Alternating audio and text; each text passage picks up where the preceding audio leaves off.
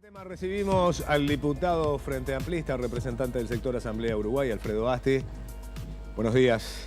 Buenos días, es un gusto para mí estar aquí después de bastante tiempo y fundamentalmente ahora que veo la presentación sobre este tema que tanto trabajo, más que trabajo, tanta dedicación, tanto cariño le pusimos a buscar una solución a este tema.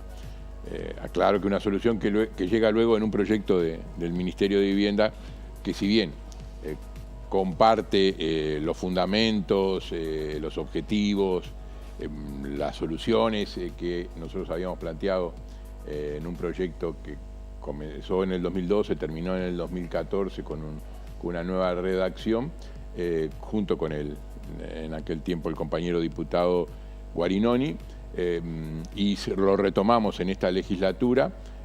Este proyecto es del Poder Ejecutivo, tiene los mismos fundamentos, como digo, los mismos fundamentos, los mismos objetivos, y algunas soluciones son las mismas.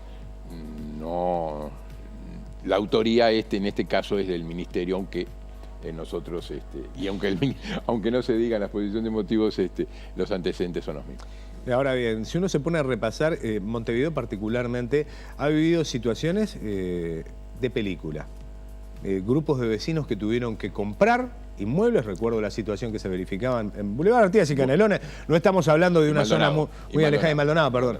Allí donde la solución que encontraron los vecinos para que un grupo de delincuentes que habían tomado una propiedad abandonada pudieran ser sacados, es ni más ni menos que juntar plata entre tú y comprarlo. Sí, precisamente ese ejemplo fue uno de los que nos motivó a trabajar primero con el defensor del vecino de Montevideo en buscar soluciones particulares como esa, en la cual intervino también, por supuesto, la Intendencia de Montevideo, pero viendo ese tema debimos buscar, y así lo resolvió en aquel grupo, soluciones legales, o sea, porque había vacíos legales que impedían el accionar del Estado en esos casos en los cuales se afectaba un bien jurídico que es la convivencia en un barrio, en una zona residencial como esa.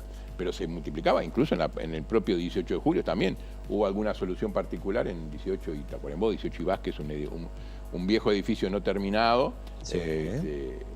En 18 y Andes.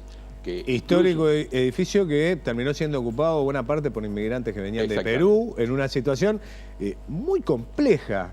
Allí donde mediaban compras y ventas, que realmente uno no se explica cómo pudo haber pasado durante tanto tiempo bajo la mirada de todos. Yo siempre comento que la iniciativa que tomamos de buscar una solución legislativa, a mí me apareció un día en que en un programa de televisión entrevistaban a la intendenta de Montevideo, en ese momento la compañera Ana Olivera, sobre un baldío, un terreno baldío, en el cual había diversas denuncias de todo tipo. Y la intendencia decía, sí, pero yo no puedo entrar a limpiarlo, porque es una propiedad privada, si no tengo autorización del juez no puedo entrar a limpiarlo. Entonces dije, pero no puede ser de que nosotros tengamos este tipo de situaciones. Y eso, bueno, me llevó a integrarme al grupo de trabajo que tenía la Defensoría del Vecino, y allí vimos cantidad de casos. Y yo creo que es lo que debemos reclamarle, o por lo menos explicarle a la sociedad por qué es necesario este tipo de legislación. Esta solución que ahora se encuentra con este proyecto que aprobamos en el Parlamento con iniciativa del Poder Ejecutivo, y alguna modificación que se le hizo en el trámite parlamentario, menor, tiene los fundamentos de que en una ciudad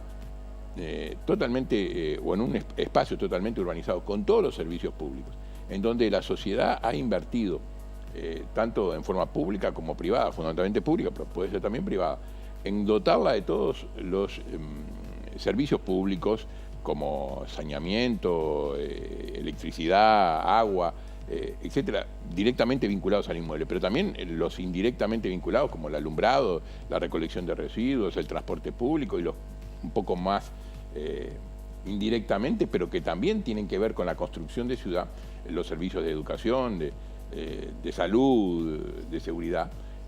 No podemos decir que por la decisión de alguien o por la inacción de alguien, una parte de ese territorio que está absolutamente previsto para ser ocupado como vivienda o como otro uso socialmente aceptable, se degrade, cree problemas para los vecinos y se inutilice durante tanto tiempo. No tenemos derecho a inutilizar lo que ya hemos invertido en construir de ciudad. Ahora bien, a la hora de enfrentarse al hecho de que nuestra Constitución garantiza la propiedad privada, ¿cómo se maneja el legislador? Yo creo que estas soluciones, tanto la que nosotros propiciamos en la legislatura pasada y ahora como en este proyecto que toma ese mismo camino, se basa en algo que en las últimas décadas por lo menos se ha avanzado, que es en la función social de la propiedad, y fundamentalmente la propiedad inmueble.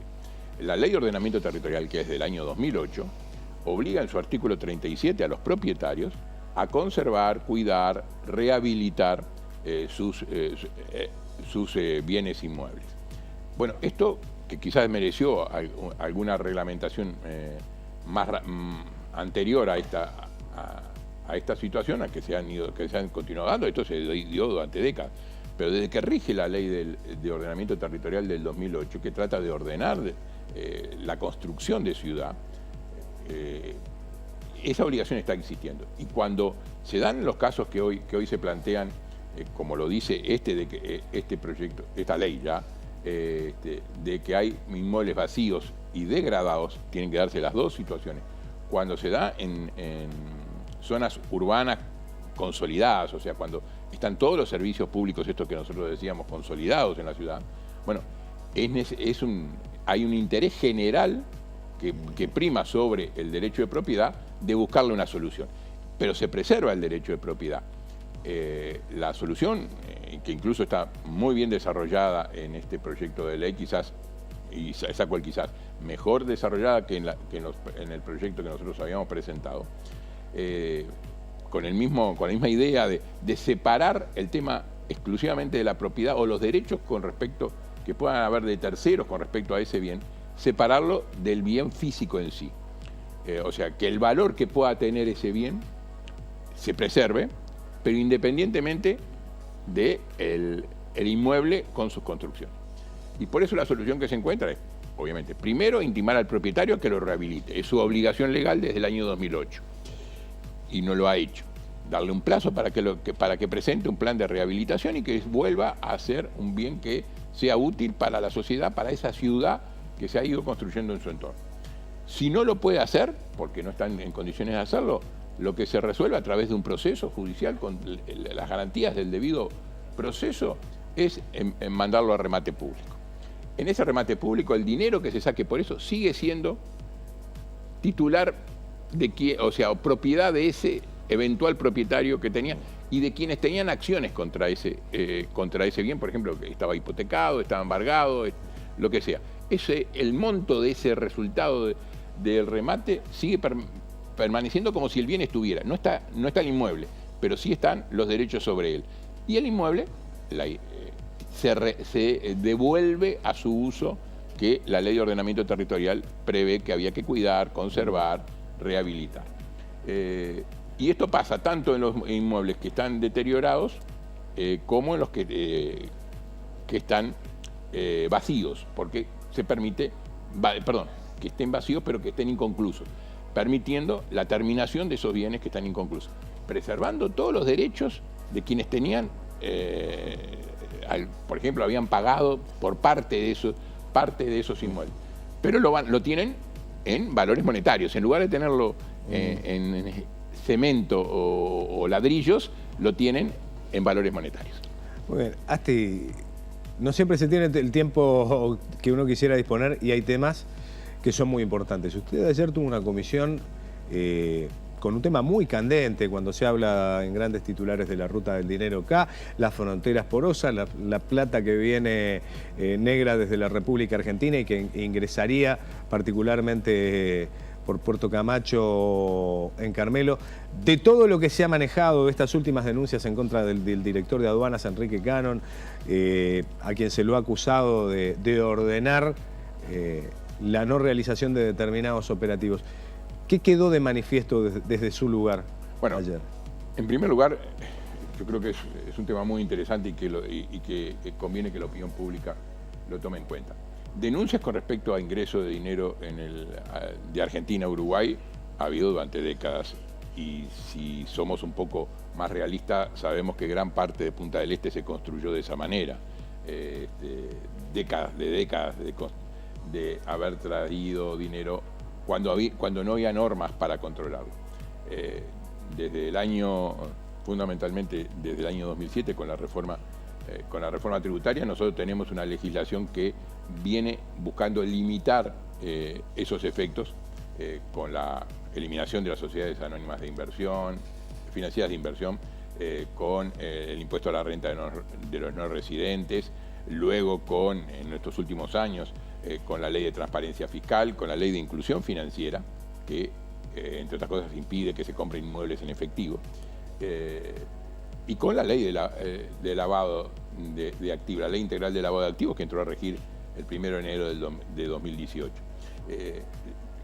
Normas que evitan de que si ingresa dinero, porque el lavado de activos no es ingresar el dinero, es utilizar el dinero para luego insertarlo en el ciclo económico y de alguna manera producir efectos una vez que ese dinero mal habido en el país o en otros países se convierte en actividades lícitas o pretende convertirse en actividades lícitas. Sí, para que la gente lo entienda, básicamente yo puedo venir con $500,000 sucios desde la República Argentina, entre comillas.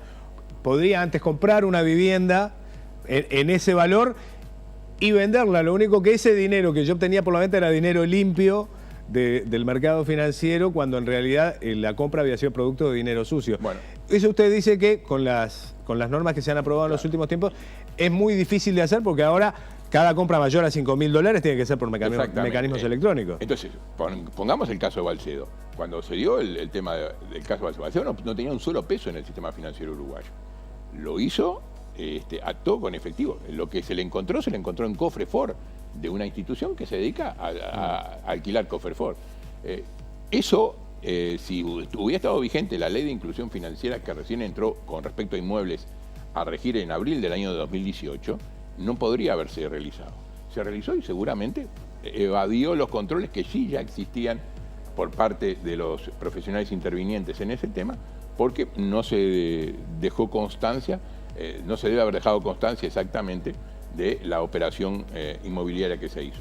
Lo mismo debe haber pasado y en este momento se está rematando con el famoso campo del Entrevero.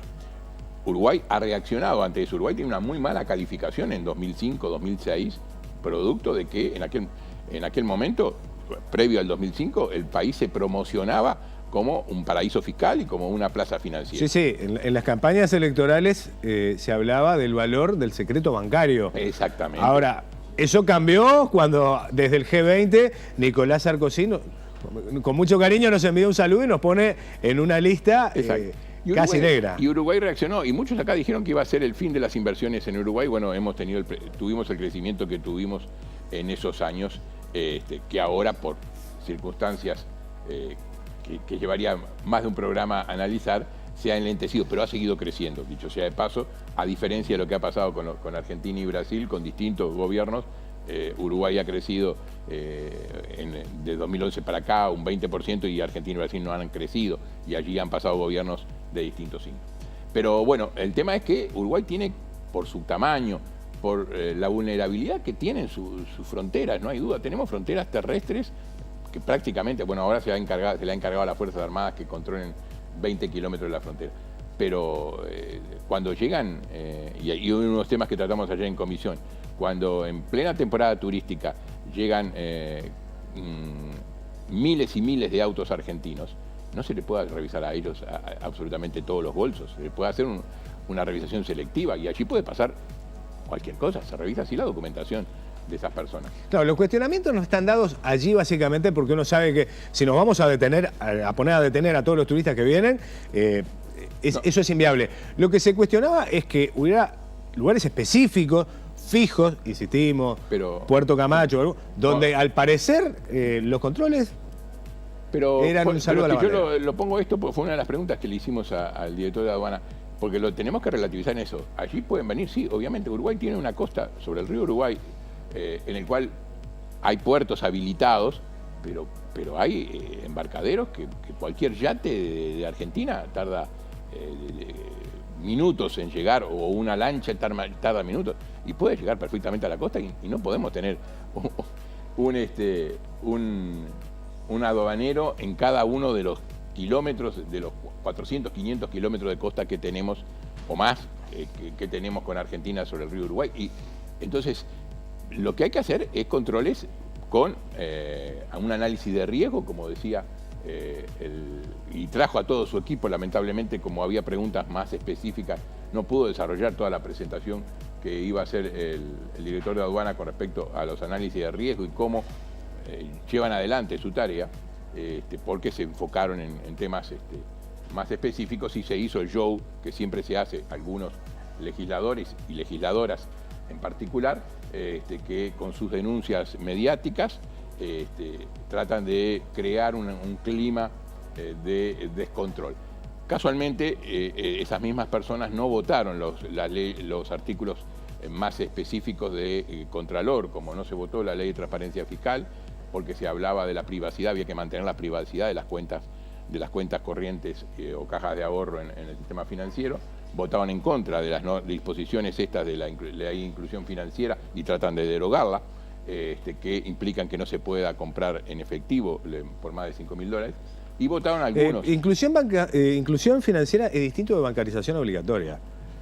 Bueno, lo de obligatorio es un concepto que lo podemos... Me gustaría que me invitaran un día para hablar solamente de inclusión financiera. No es bancarización porque hoy estaba, no sé si eran ustedes, pero estaba viendo que algunos gremios bancarios están preocupados por el pago, por la cantidad de pagos que están realizando a través del teléfono. Ahí los bancos no intervienen para eso.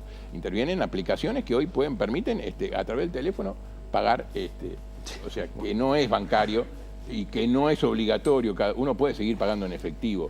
Lo único que es obligación es que quienes son patronos le depositen en una cuenta que el trabajador elige. Antes no elegía, ahora elige el trabajador el dinero de su salario. Bueno, Asti, le tomo la palabra y le parece que en algún momento, porque usted sabe que esto va a ser tema de campaña, así que ya me imagino un lindo debate en la mesa respecto de este tema, porque no son pocos los protagonistas de la política uruguaya que están hablando de sumarse a una campaña para derogar la ley. Y yo creo que tiene mucho que ver eso, aunque no lo digan, con los temas de controles, con los temas de evasión fiscal, con los temas de no dejar trazos de los dineros que se perciben y de dónde se perciben y a dónde se gastan.